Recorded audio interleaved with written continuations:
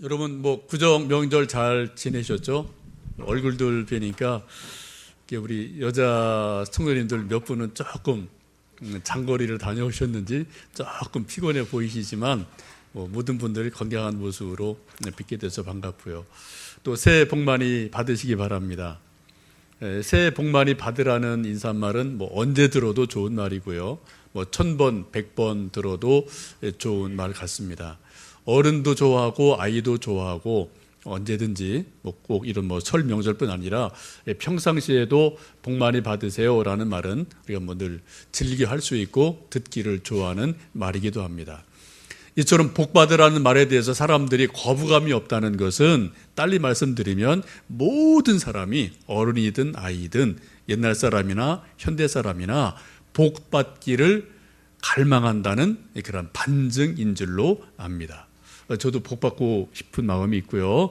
또 목사로서 여러분이 또 올 한 해 복 받는 삶을 살아가셨으면 좋겠습니다. 근데 문제는 복이 뭐냐라고 생각할 때 복을 바라보는 기준이 사람마다 다 다르다는 것을 보게 되고요. 또 그 기준이나 관점이 조금씩 다른 것을 볼 수가 있습니다.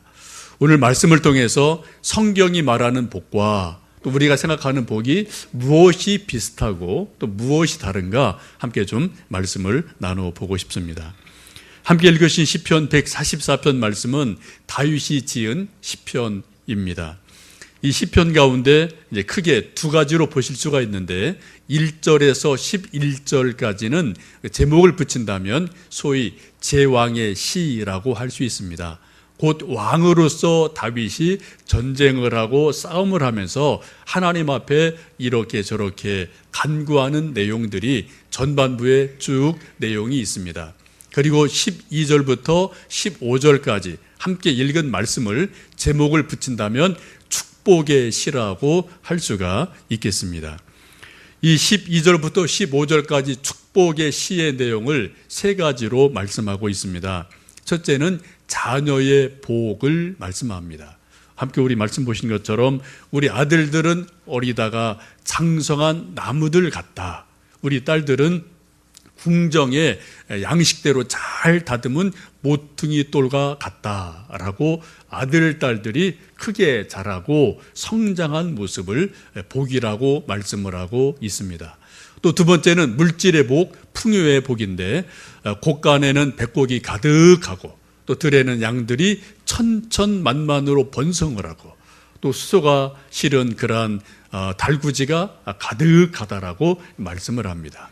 세 번째 복은 평화의 복을 말씀합니다. 그래서 이 땅에 전쟁이 없고 침노하는 일이 없고 또 백성들이 길거리에서 슬피 부르짖는 일이 없다. 곧 평안함의 복을 성경은 말씀하고 있습니다. 이러한 복을 올 한 해도 여러분 받기를 목사로서 축원을 드리고요. 또 저도 그러한 복을 받기를 사모합니다. 이러한 복을 모든 사람이 다 받기를 원하고 지금 다윗도 그러한 복을 받기를 본인이 사모하고 있고 또 왕으로서 자기 백성들이 그러한 복 받기를 축복하는 마음을 이 시편 말씀 속에서 살펴볼 수 있습니다. 그런데 문제는 중요한 것은 이 1절에서 11절의 말씀을 전제하지 않고 12절, 15절 말씀만 보면은 마치 하나님이 우리 인간들의 필요를 채워주시는 도깨비 방망이처럼 보일 수도 있다는데 문제가 있겠습니다. 우리 기독교 믿는 사람들이나 또 믿지 않는 사람들이 기독교를 약간 좀 부정적으로 이야기할 때 좀 기독교 신앙이 좀 기복 신앙적이다. 그런 말들을 종종 바깥 사람들이 할 때가 있고 우리도 또 그런 거에 대해서 스스로 반성하고 돌아볼 때도 있습니다. 여러분, 기복 신앙과 하나님이 말씀하는 성경의 복 아주 비슷한데 또 약간 다른 게 있거든요. 중첩이 되는 게 있거든요. 어디까지가 무엇이 기복신앙이고 또 무엇이 정말 하나님이 우리 인간에 주시기 원하는 성경적인 복이냐, 이것을 우리가 오늘 말씀을 통해서 함께 살펴보았으면 좋겠습니다. 기복신앙을 이렇게 어떤 그 선을 딱 긋기는 사실 참 애매하죠. 어디까지가 기복신앙이냐 아니냐 애매한 부분이 있지만 아주 단순하게 한두 가지 기준을 말씀드린다면 이런 것입니다. 하나님을 복받는 도구로, 복 주시는 방편으로만 하나님을 믿고 여긴다면 이거는 기복신앙적인 신앙일 가능성이 아주 많은 거예요. 또 하나는 우리가 복을 생각할 때 복이란 것은 물질적인 것이고 이 세상에서 받는 복이 다다라고 여긴다면 이건 100% 기복적인 신앙임에 틀림이 없습니다. 성경에서는 물질의 복을 분명히 강조하시고 말씀하셔요. 그러나 성경을 쭉 읽어보시면은 물질적인 복보다도 영적인 복이 더 중요한 것이다, 더 무거운 것이다, 더 궁극적인 것이다 라는 것을 성경은 끊임없이 창세기부터 계시록까지 우리에게 말씀을 하고 계십니다. 예수님께서도 여러 가지 복을 말씀하시지만 우리가 잘 아는 팔복도 결국은 뭐예요? 물질적인 복보다는 영적인 복에 더 방점을 두는 것을 우리는 주님의 말씀 속에서 발견할 수가 있습니다. 하나님이 복 주시는 분이지만 하나님을 그냥 단순하게 복 주시는 방편, 복 주시는 통로, 도구로만 우리가 여긴다면 우리는 기복적인 신앙에 빠지기가 쉽습니다. 우리가 하나님을 믿고 생각할 때 아주 중요한 한 전제가 분명히 있습니다. 그 전제는 하나님은 지금도 살아계시다. 그 살아계신 하나님은 인격적인 분이시다 라는 전제가 우리 모든 믿음의 아주 중요한 대전제입니다. 이 대전제가 전제되지 않는다면 우리 믿음이 상당히 흐트러지기가 아주 쉬워요. 우리가 이 세상 살면서 사람과 사람 관계를 집에서, 회사에서, 교회에서, 학교에서 늘 하여튼 서로가 인간 관계를 맺고 사는데 우리가 세상살이 하면서 가장 힘든 것 중에 하나가 소위 누군가로부터 내가 인격적인 대접을 받지 못한다고 여길 때, 그때 우리가 상당히 아주 힘든 것을 종종 발견을 합니다. 예컨대 회사에서 사장님이 우리 직원들에게 열심히 일을 시키면서 그냥 당신은 열심히 일하는 도구야, 돈 많이 버는 그러한 도구에 불과해라는 어떤 그러한 생각을 가지고 그렇게 일을 계속 풀어간다면은 거기서 일하는 직원들이 상당히 직장 생활하기가 정말 힘들 거예요. 물론 직장 생활하기가 힘든 거 있지만 그래도 어떤 사장이나 위에 있는 상사들이 우리를, 그 사람들을 인간적인 면으로 그대로 대우해주고 인격적인 그러한 대접을 해줄 때 비록 일이 힘들어도 우리 그것을 이겨 나갈 수가 있음을 종종 경험을 합니다. 하나님 역시 마찬가지죠. 하나님은 인격적인 분이신데 우리 하나님을 대할 때마다, 생각할 때마다, 기도할 때마다 하나님은 나에게 복 주시는 분이야, 내 인생을 책임져 주는 분이야, 복 주시는 통로야 라는 것만 생각한다면 인격이신 하나님께서 우리 인간들의 그런 모습을 상당히 섭섭해 하시고 좀 상당히 불편해 하실 일임에 틀림이 없습니다. 그래서 우리가 하나님을 믿을 때 가장 중요한 전제는 하나님은 인격적인 분이시다. 그래서 우리 하나님을 대할 때 우리가 인격적으로 그분을 최선을 다해서 대하는 것이 중요하다는 것을 생각해 볼 수가 있겠습니다. 이것은 아마도 우리가 성령 충만에 대해서도 말씀 나눌 때도 마찬가지 같아요. 여러분 성령 충만하십니까? 라고 우리가 질문하면은 참 이게 답변하기 참 어려울 때가 많이 있는데요. 여러분 정말 지금은 성령 충만하십니까? 근데 성령 충만하면 여러분 어떤 여러분의 기준이 주로 뭐가 있으신가요? 많은 분들이 성령 충만하냐 아니냐의 기준을 내 속에 어떤 하나님의 에너지로 가득 차 있느냐, 이런 에너지라는 관점으로 볼 때가 상당히 많이 있습니다. 물론 분명히 그런 부분이 있어요. 하나님의 능력이시기 때문에 성령님이. 그러나 더 중요한 것은 성령님도 거룩한 하나님의 인격이시라는 겁니다. 말 그대로 거룩하신 성, 영, 거룩한 인격이신 분이셔요. 우리가 성령 충만함을 간구할 때도, 우리가 기도할 때도 거룩한 인격이신 성령님 앞에 내 인격으로 기도드리고 또 그분의 인격으로 다가오심을 우리가 깨닫고 느끼는 것이 성령 충만함의 아주 중요한 그런 어떤 분별 기준인 것을 생각해 보시면 좋겠습니다. 오늘 말씀을 쭉 보시면은 다윗과 하나님의 관계를 2절 4절에서 이렇게 고백을 합니다. 여호와는 나의 사랑이시요 나의 요새이시요 나의 산성이시요 나를 건지시는 이시요 나의 방패이시니 내가 그에게 피하였고 그가 내 백성을 내게 복종하게 하셨나이다. 여호와여, 사람이 무엇이기에 주께서 그를 알아주시며 인생이 무엇이기에 그를 생각하시나이까. 사람은 헛것 같고 그의 날은 지나가는 그림자 같으니이다 라고 다윗이 고백합니다. 그 다윗이 하나님을 어떠한 분으로 지금 고백하느냐, 이절에 이렇게 고백하죠.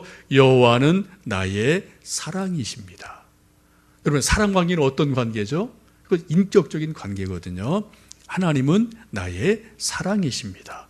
동시에 뭐라고요? 나의 요새고 산성이고 방패이십니다 라고 고백하는 것을 봅니다. 동시에 그런 하나님을 전제를 하면서 다윗이 내가 누구냐? 그렇게 말씀합니다. 4절 보시면 사람은 헛것 같고 그의 날은 지나가는 그림자 같습니다 라고 고백하고 있습니다. 그 하나님 앞에 자기를 다윗이 비춰볼 때 나라는 인생은 헛것 같습니다. 그림자 같습니다 라고 고백을 하고 있습니다. 여기서 헛것 같다는 것은 솔로몬이 지은 전도서에 보시면은 이 세상을 이야기할 때 모든 것이 헛되고 헛되고 헛되도다 라고 말하는데 그 말과 같은 말입니다. 그래서 이 세상이 그냥 아주 헛것이다, 지나가는 것이다 라고 말씀을 하죠. 그 난회주를 보시면 그렇게 말씀하고 있어요. 숨과 같다.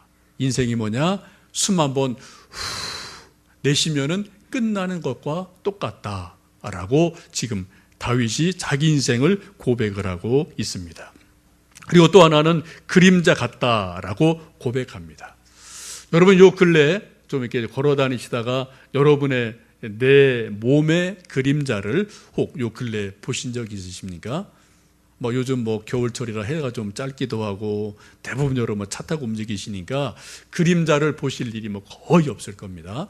한번 여러분 이번 주 한 주간 지내시면서 조금 해가 좀 쨍하고 빛날 때 낮 시간에 잠깐이라도 의식적으로 한번 여러분의 그림자를 좀 살펴보시면 좋겠어요. 그림자가 뭡니까? 말 그대로 그림자예요. 있긴 있는데 순식간에 싹 없어져요. 우리 몸이 지나가면은 그래도 발을 밟으면 어디 발자국이 남고 흙이라면 어떤 구두 자국이라도 남습니다.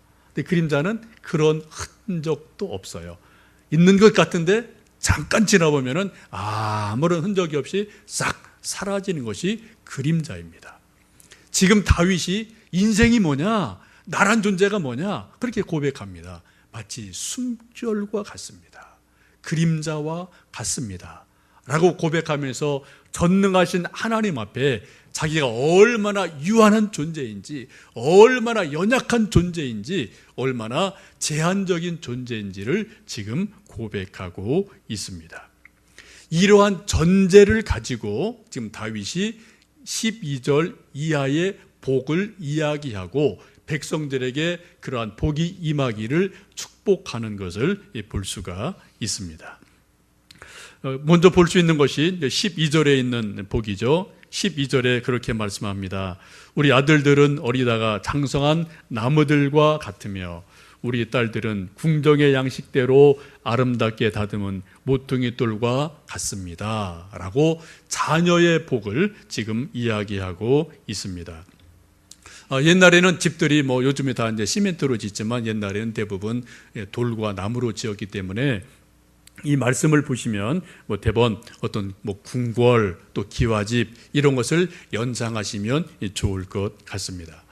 아마 우리나라에서 있는 많은 궁궐 가운데서도 가장 아름다운 건물이 있다면 경복궁, 또 그 뒷뜰에 있는 경회로, 이런 것이 아닐까 싶습니다. 한번 좀 여러분을 경회로로 잠깐 좀 모시겠습니다. 경회로 뭐 여러분 다 뭐 한두 번 소풍 가보셔서 다 보셨을 거예요. 정말 아름다운 건축물이고, 물 위에 돌과 나무로 잘 지어진 그런 경회로이고요. 또요, 주변에 있는 또 다른 이제 궁궐의 모습들입니다. 이 건축물들 보시면 특징이 뭡니까? 돌들로 주춧돌을 놓고 그 위에 이제 큰 기둥들을 세워서 저런 거대한 궁궐들을 만들어 간 것을 볼 수 있습니다. 우리 교회 건축하시는 분이 몇 분 계시는데, 제가 이제 한 분 집사님에게 한두 번 제가 여쭤봤어요. 저렇게 돌로 나무로 건물을 지었을 때 내 구퉁이에 있는 거를 이제 소위 이제 모퉁이 돌이라고 말할 수 있는데, 그 모퉁이 돌이 받는 힘이 저 건축물 전체 힘을 100이라고 한다면 얼마나 될까요? 그래서 궁금해서 여쭤봤더니 그분이 대략 적어도 3분의 2, 한 6, 70%는 내 귀퉁이에서 다 힘을 다 받아준다. 그렇게 되지 않을까 얘기를 하시더라고요. 이 모퉁이에서 이 주춧돌, 모퉁이 돌 위에 큰 기둥을 세워서 이렇게 기둥을 삼는데요. 그 네 기둥이 자기 자리를 딱 잡아줄 때 건물이 세워지게 됩니다.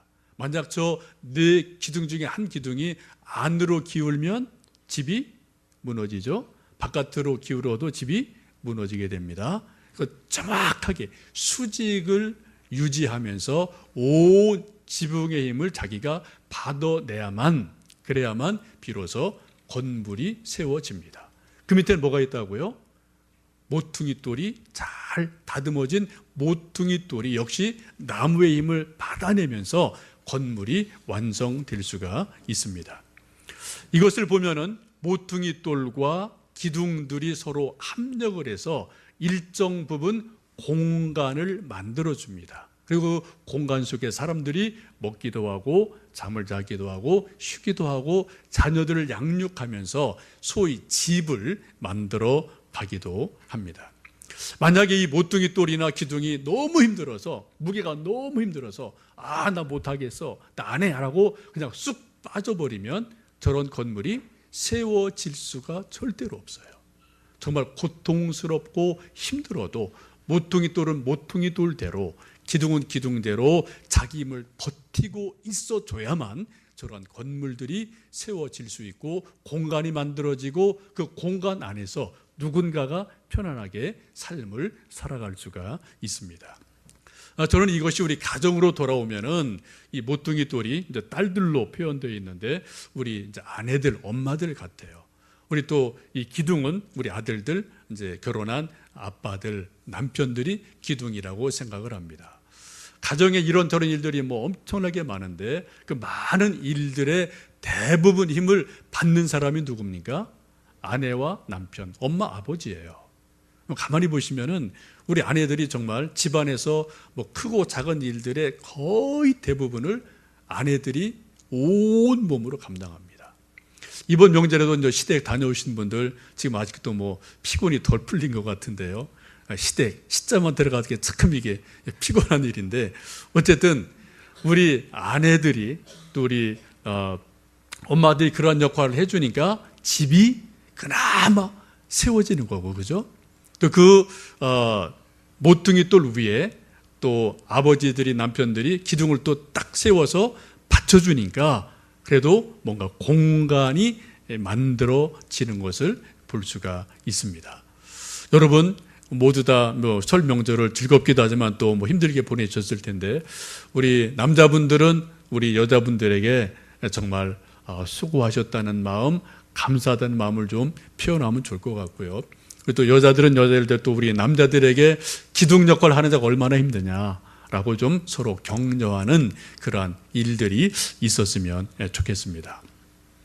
우리가 나무를 생각할 때 나무는 또 이제 또 다른 측면에서 보면은 나무가 쭉 자라서 이런 기둥 역할을 하는 쓰임새도 있지만 또 다르게 나무들이 쓰임새가 있기도 합니다. 여러분 아시는 것처럼 세계 최고의 바이올린이라고 하면은 스트라디바리우스라는 이제 그런 악기를 이제 꼽기도 하는데, 이것은 약 300년 전에 스트라디바리라는 사람이 이제 만드는 것으로 알려져 있습니다. 지금 한 540대 정도가 이 세상에 남아 있다고 보여지고 있고요. 또 그것이 엄청나게 비싼 가격에 거래되기도 하고, 또 그것을 갖고 있는 사람들이 큰 명예로 생각하기도 합니다. 한번 여러분, 이 소리가 이제 소위 음악하는 사람들은 천상의 소리다라고 이야기하는데, 한번 잠깐 어떠한 소리인지 한번 좀 들어보시면 좋겠습니다.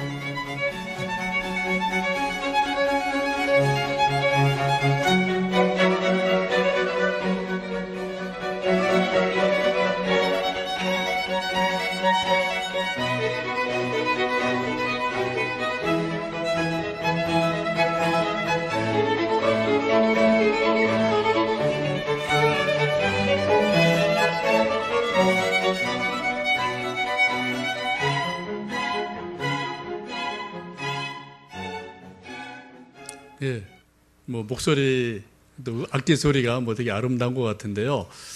저게 약 300년 전에 만들어진 하여튼 가장 좋은 악기라고 알려져 있는 남자분하고 여자 몇 사람이, 한국인도 한 사람이 있는데요. 연주한 스트라디바리우스라는 현악기입니다.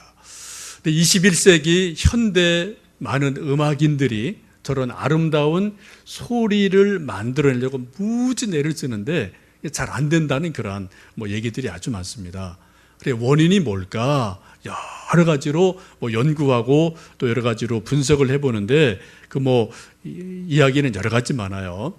근데 일반적으로 여러분 아시는 것처럼 현악기를 만들 때, 바이올린 만들 때 앞에 울림통은 가문비 나무를 쓰고요. 뒤에 것은 단풍나무를 보통은 쓰게 되는데, 이 나무들의 특징이, 적어도 이런 악기를 만든 나무들은 알프스라든지 이런 아주 고산에 3,000m 정도 되는 그런 수목 한계선에서 자란 나무들이 바로 저런 재료라는 것을 여러분 아실 겁니다. 수목 한계선은 나무가 자랄 수 있는 마지막 고지죠. 3,000m 정도 되는 거의 눈이 있는 데인데, 그런 데서는 나무들이 쭉쭉 자랄 수가 없어요. 아주 더디게 자라서 나이대가 아주 간격이 좁습니다. 그리고 나이대가 촘촘하기 때문에 저런 소리들이 아주 아름답게 이렇게 밀도 있게 소리를 만들어낼 수 있는 그런 나무가 될 수 있음을 보게 됩니다. 역설적이지만 나무가 너무 마디게 자라기 때문에, 너무 추운 데서 천천히 자랐기 때문에 그런 나무들이 저런 아름다운 소리를 만들어낼 수 있다라는 역설이 가능한 것을 우리는 저는 악기를 통해서 볼 수가 있습니다. 우리가 우리 자녀를 보면은 빨리빨리 잘 자라는 것도 축복입니다. 여러분, 그러나 때로 우리 자녀들이 너무 천천히 자라고 너무 늦는 것 같아도, 여러분, 어쩌면은 하나님이 저런 악기로 사용하시려고 그들을 고단하게 연단 속에서 그들의 인생을 더 밀도 있게 만들어 가시는 과정일 수도 있습니다. 여러분, 빠른 건 빠른 대로 좋은 거고요, 또 느린 건 느린 대로 의미가 있음을 생각하시면서 하나님의 이끌어 가심을 바라보는 눈이 있으면 좋겠습니다. 원하는 것은 우리 자녀들이 한국에 있든 해외에 있든 군에 있든 공부하든 무엇하든 간에, 하여튼 오늘 말씀처럼 우리 아들들은 나무들 같이 쭉쭉 자라는 그러한 모습, 우리 또 딸들은 궁정의 양식대로 잘 다듬어진 그런 모퉁이 돌과 같은 은혜가 있기를 간절히 원합니다. 13절 말씀 보시면은 물질의 복을 말씀하시죠. 우리 곳간에는 백곡이 가득하고 우리 양은 들에서 천천만만으로 번성한다라고 말씀합니다. 원하는 것은 우리 광교소망교회에 속한 우리 성도님들의 일터가 올 한 해 이러한 복이 있기를 간절히 축복합니다. 여러분 30배, 60배, 100배 성경이 기본적으로 말씀하시는 하나님의 복 주시는 어떠한 그런 사이즈의 스케일이에요. 우리 스케일은 요만해요. 근데 하나님의 스케일은 훨씬 크십니다. 우리는 뭐 2배, 10배인데 하나님은 30배, 60배, 100배 이렇게 아주 넓게 하나님이 말씀하시고 이루어 가시는 것을 여러분 바라보시면서 이러한 복을 사모하시면 좋겠습니다. 문제는 물질이 많으냐 적으냐보다도 우리에게 주어지신 물질을, 달란트를 어떻게 하나님의 뜻을 이루며 사느냐, 하나님의 영광을 위해서 어떻게 사용하느냐, 그것이 훨씬 더 중요한 일임을 보게 됩니다. 세상에 많은 사람들은 다 다익선이에요. 많은 게 복이고 많은 게 좋은 거예요. 근데 성경은 절대 그렇게 말하지 않습니다. 다다익선이라는 단순한 등식이 성경에는 성립되지를 않습니다. 여러분 보고서에 있는 것처럼 한 부자 청년이 예수님을 만나서 이런저런 말씀을 나눕니다. 예수님이 그 믿음을 귀히 여기셔서 말씀을 하셨어요. 이제 내게 것을 다 팔고 나누어 주고 너는 나를 쫓아라 라고 정말 특별한 은혜를 주셨습니다. 부르심을 주셨어요. 그때 청년이 어떻게 합니까? 자기 물질이 많기 때문에 심히 고민하다가 물질이냐 주님이냐 이 고민을 하다 결국은 예수님을 포기해버리고 물질로 돌아서는 모습을 우리는 성경 속에서 봅니다. 아마도 이 사람이 좀 적당하게 있었다면 아마 그것을 툭 털어버릴 수도 있을 것 같아요. 근데 너무 많으니까 털 수가 없는 거예요. 아마 이런 경우에 여러분 분명하게 뭐예요? 물질이 복이 아닙니다. 물질이 복이 아닌 경우도 있거든요. 여러분 우리가 물질이 많으냐 적으냐보다 더 중요한 것은 그것을 가지고 어떻게 하나님을 영화롭게 하느냐라는 마음가짐과 그런 뜻이 있을 때 하나님의 주신 것들이 복이 될 줄로 믿습니다. 먼저 그릇을 준비하는 게 중요하다는 거죠. 그러니까 믿음의 그릇을 준비하고 정말 하나님을 하나님으로 섬기고 온전한 믿음이 있을 때 또 그 믿음의 하나님이 때를 따라 합당하게 복을 주실 줄로 믿습니다. 14절에서는 평화의 복을 말씀합니다. 아무리 자녀가 잘 자라고 또 물질이 풍족해도 전쟁이 나고 거리에서 슬피 울며 울부짖는 일이 있다면 그것이 다 소용이 없다는 거죠. 특별히 우리 같이 남과 북이 대치되어 있는 이런 휴전, 전쟁 상황에서는 정말 평화가 얼마나 큰 복인가를 우리가 깨닫고 또 새벽마다 밤마다 낮마다 우리가 이 땅의 평화를 위해서 기도하고 있습니다. 이제 설이 지나고 저도 한 살이 더 먹었고요. 또 여러분도 한 살을 더 드셨습니다. 이미 우리가 어른이지만 조금 더 어른이 되었습니다. 이제 2015년 올 한 해도 하나님이 주실 복을 우리가 간절히 사모하고 하나님 성경에서 말씀하신 이 복이 내 복이 되게 해 주십시오. 우리의 복이 되게 해 주십시오. 정말 뜨겁게 기도하시고 이러한 복을 누리시기를 축원합니다. 중요한 것은 제가 반복해서 말씀드리지만 복 자체가 중요한 것이 아니라 그 복을 주시는 하나님을 우리가 더 깊이 생각해야 된다는 것이고 그분의 뜻이 무엇인가를 우리가 늘 생각할 때 그 주신 것들이 우리에게 진정한 복이 될 수 있음을 믿습니다. 성경의 인물 가운데 우리는 야베스를 잘 압니다.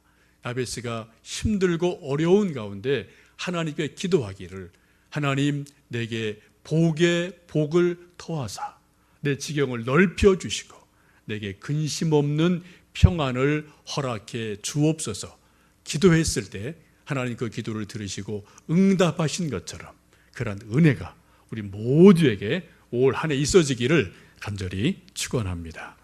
기도하겠습니다.